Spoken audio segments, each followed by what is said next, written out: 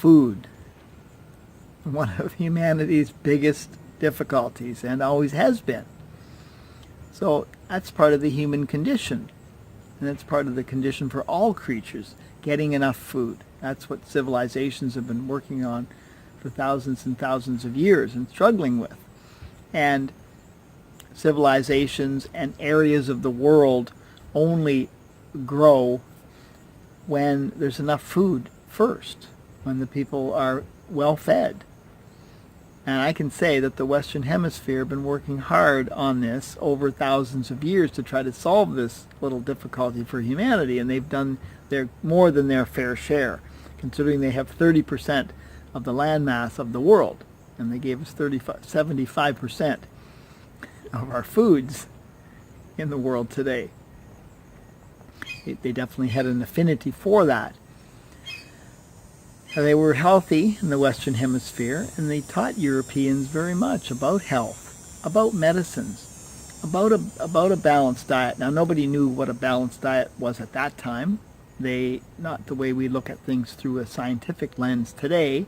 There was no such thing as a balanced diet and nutrition and these sorts of things.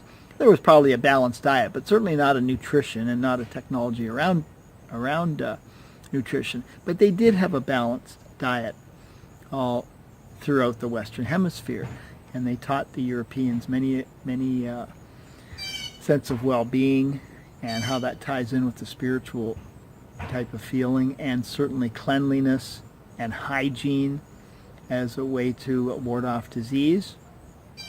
And because of this development and because of the variety of the foods that they had 60% of the world's nuts that they gave, almost all the beans in the world except for 2. Now, those are sources of protein, and this is how it becomes easier when we look at all the chemicals involved today to see how they were managing to have a balanced diet.